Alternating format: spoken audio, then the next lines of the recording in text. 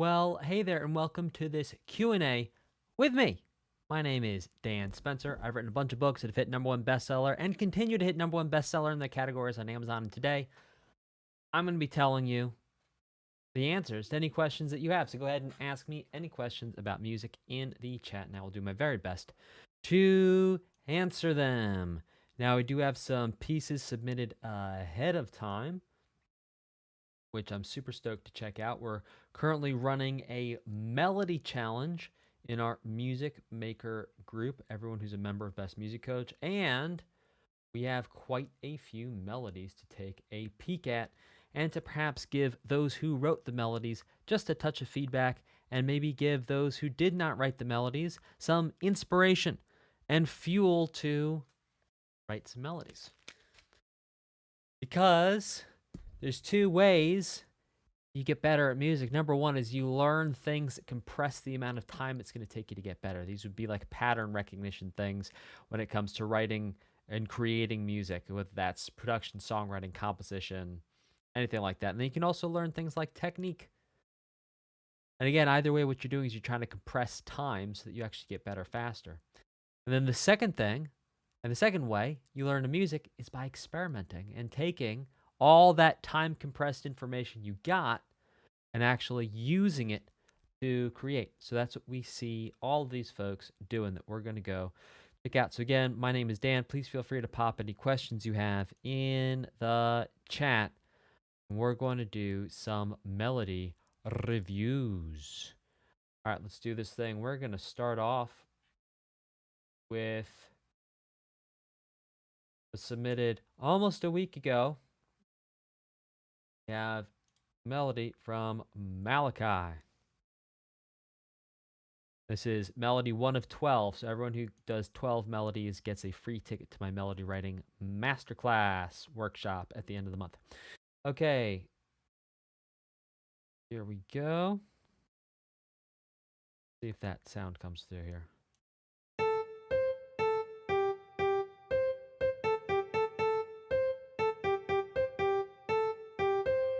Yeah, very good. So we can see we have an A motif, and all the A motifs are actually, share this. There you go. Now you can see what I'm looking at. And so you have all the A motifs are colored red, and we're looking here not at the contour motif, but we're looking literally just at the rhythm and focusing on creating rhythm motifs. Then whatever we do with the melody contour is really just up in the air. Create whatever you want. Choose your own adventure, as it were. And then we also have the B motif in green, the return of A motif in D. So if we think about the motifs inside of each subphrase, we have subphrase 1, which is the first 4 measures, and that's motif A, A, A, B.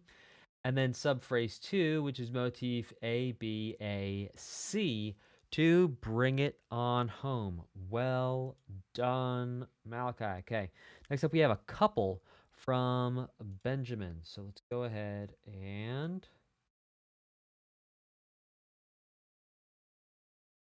tutorial piece. Okay, let's check this out.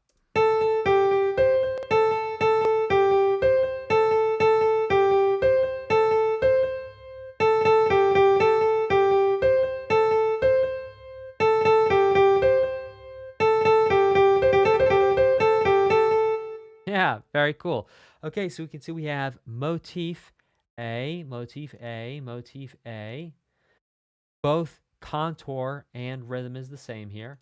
Motif B. Then we have A, B, B, C. And we can see that Benjamin chose to actually keep the contour motif, also known as, when I say contour motif, that just sounds I'm making with my mouth to mean where the notes are and which notes go along with the rhythm. That the contour motif is the same as the rhythm. So this is a fantastic job in creating basic melodies. So really, really good job. And we actually have a couple more here from Benjamin. So let's check out this next one.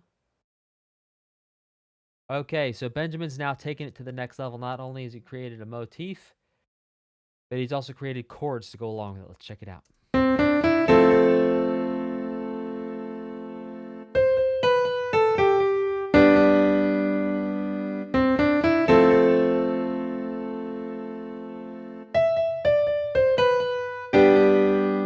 Okay, so what's interesting here is I actually think that this entire melody is 1.5 beats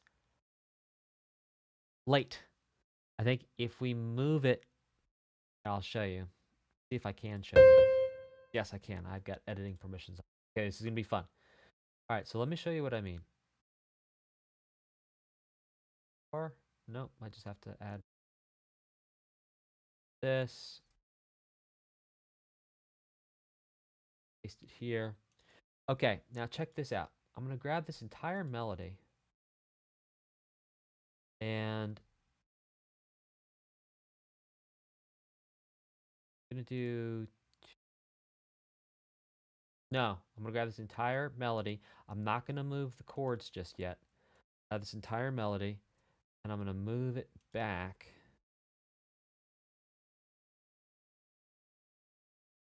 1.5 beats. Ah, there we go. Now we can actually change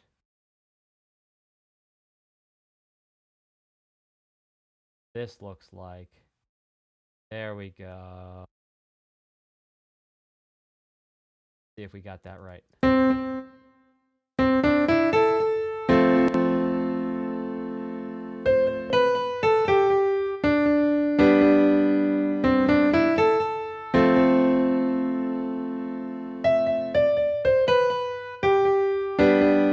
Right.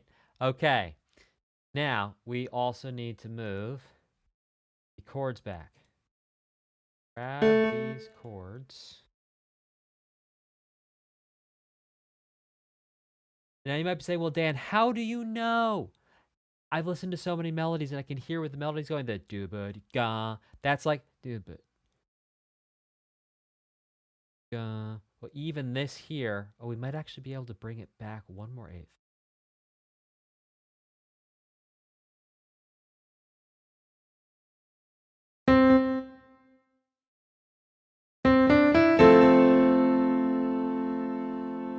Yeah, 1 more eighth note back. Everyone. Everyone goes 1/8 note back. I'm sitting here like, so how do I know how to make this melody perfect? It's like, actually. Okay. All right, we're going to move them back one at a time. All right, so we're going to take this back here. And so actually the melody's going to start like anticipating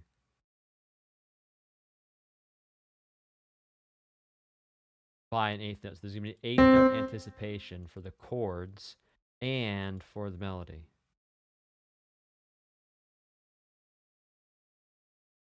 Smaller, smaller. Grab this whole thing.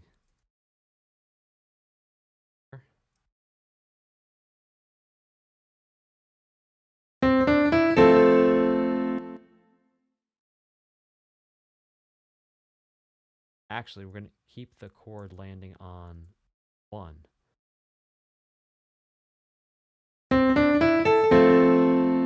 No.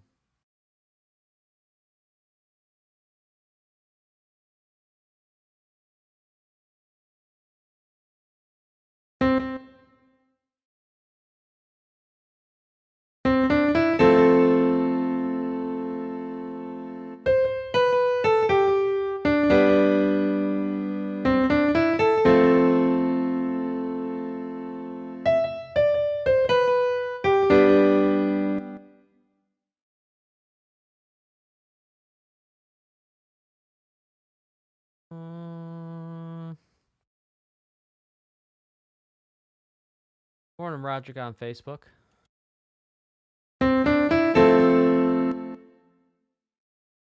Okay, you know what? Let's leave it how it was. With the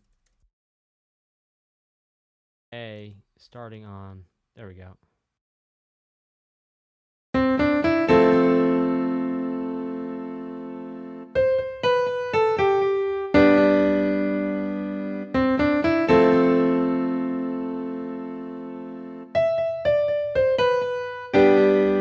And so how am I figuring out where it should go? I'm imagining drums in my head and I'm imagining other instruments in my head for like how it would feel and how I'm imagining it could feel.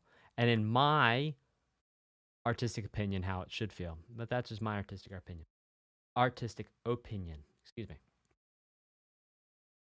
Right, so what we have here is a beautiful A motif. And maybe we could think of this as being a little B motif. And then we have A again, and then B again. So it's like an A, B motif. But instead of each motif taking up 1 measures, the motifs take up like 2 measures, and in some cases, 3.5,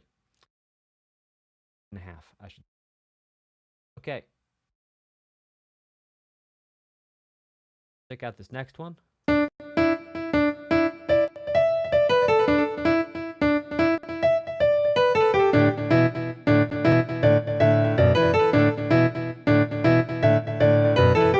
Yeah, awesome. So this is so fun. This is so playful. And part of the beautiful thing here is this syncopation that happens right in here. And if we break it up like this, it might be a little easier to read. Right. Don't. So we have this 1, 2, and then on the and of 3 and and of 4. And then keeping the syncopation on the and of 1, and of 2, lastly on to 3, and of 3, 4 and. Really, really beautiful. Beautiful ideas here. And we can think about this as being, yeah, motif A, motif B, motif A, motif B. And I would think of this as being subphrase 1. And I would think of this as being subphrase 2, which is interesting because we could also think of this entire first part here really as the antecedent, or the first half of the phrase. And that's why figuring out where subphrases are can be very tricky sometimes, because we could think about this being a 4-measure subphrase, or we could think about it as being 2 2-measure subphrases.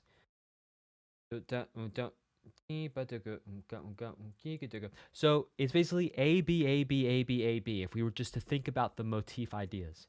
And then if we were to think about the subphrases, which I would think of this as being a subphrase, it's like A, A, A. It's 4 A's in terms of the subphrases.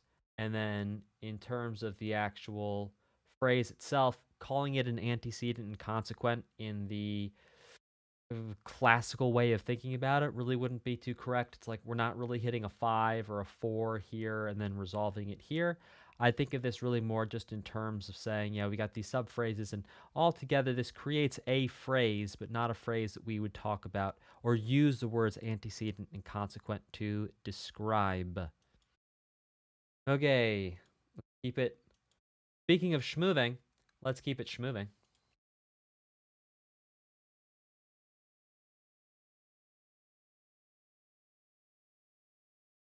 Okay. Here's theme. Again, we can make these quarter notes. This is just music grammar stuff. It doesn't really matter. Okay, here we go.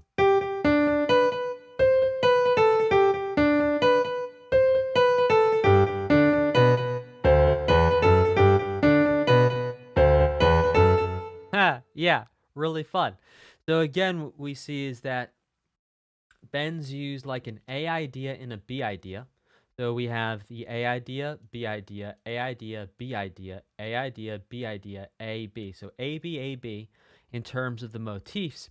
But then coming in down here, actually creating a baseline to go along with the A, B. And because the baseline comes in here the second time through, it doesn't make the A, B that repeats here feel overly repetitious. It actually balances out and makes the repetition a pleasing repetition as opposed to an annoying repetition, right? Because it's slightly different next time we hear it. Okay. And it's different because specifically of the bass that comes in there to change things up. Okay. We now have what looks to be like an A, B, C. An A, B, C.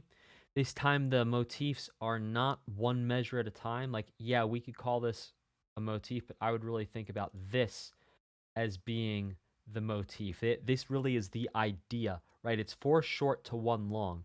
We could isolate just the first 2 shorts and say this is a motif. Surely, no doubt. I'm going to think about all of this as being the motif. Nice.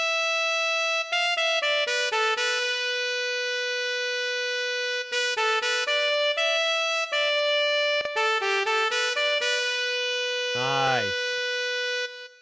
Right, and then we have A at the end with the 4 short to the long. So it's like A, B, A. Yeah, A, B, A. And it does sound very investigatorial. Great job, Ben, playing around with some new sounds and creating what sounds to be like a saxophone investigation melody. Sounds great. Okay, we have 2 more melodies to check out. This next one is from Dimitri.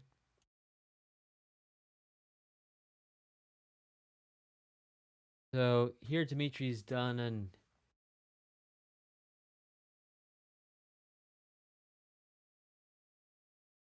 like an A, B, A, C,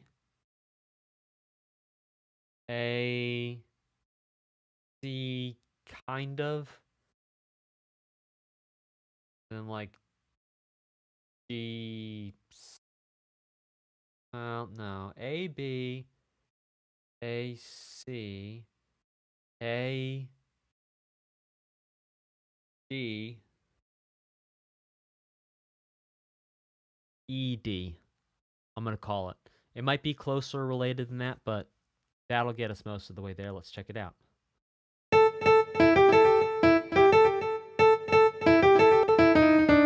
Nice.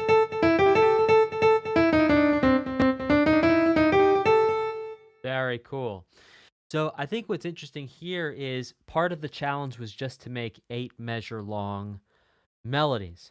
But what Dimitri has here is the seed of an idea where just this first line could get repeated twice. It could even get repeated 3 times, and on the 4th time you come here. So you basically at the subphrase, I would call it a 4 measures. Wow. If you're thinking about in terms of 4 measure subphrases, you'd have an AAAB at the subphrase level. If you're thinking about the 2 measures as being the subphrase, and maybe actually thinking about each line as being the phrase, then at the phrase level, you have the AAAB. That's super cool. Great job, Dimitri. All right, we've got one more to check out here.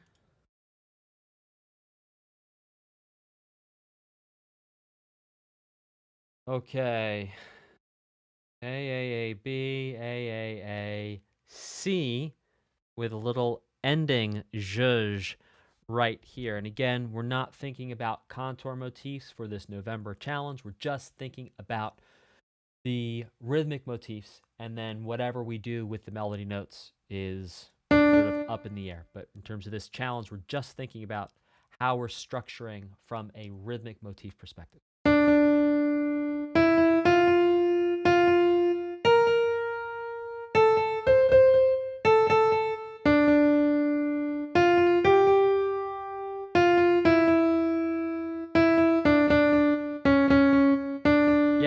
And again, there's a seed of a really nice idea here that before going to the D to resolve it, like you could definitely think about having an A, B, A, C at the 4 measure level, right? So this first 4 measures, we could think of this as being A.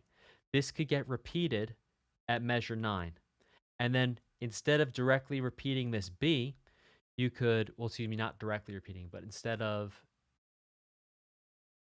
delayed repeating this B, you could then change it around to actually make it a C, and the C is what would resolve. And that way, at the subphrase level, you have A, B, A, C, and at the phrase level, you'd have an A, B. And that would make the melody twice as long. But again, everyone who's writing melodies like this, they're writing using the guidelines that I gave, which was it must be 8 measures. and it must use rhythmic motif repetitions using some type of ABAC or ABBC or ABAB or AAB or ABBB, any of those combinations to create melodies. But really, really good job, Dimitri. And Dimitri, it seems like just unlocking this one idea of rhythmic motifs is really going to take you to some exciting places based on what you've done. And I would also extend that same compliment and assessment to Ben and Malachi as well. So keep on writing, keep on writing. Everyone who does 12 melodies this month gets, again, a free ticket to my Melody Mastermind workshop at the end of the month. And I know you want that, so go ahead and do it. And my name is Dan. I'm answering your music questions. Let me know whatever questions you have about writing music in the chat. And I will do my very best to answer them. We just did melody review of some fantastic starter melodies. Because the really cool thing about it is like, and this goes for almost anything in music theory. So you learn just a little bit of music theory, and then you can just use that and run with it, and you can go so far with even the most basic ideas in music theory that it becomes such a highly leveraged way of spending your time when it comes to how you're going to learn music. There's so many ways you could waste time.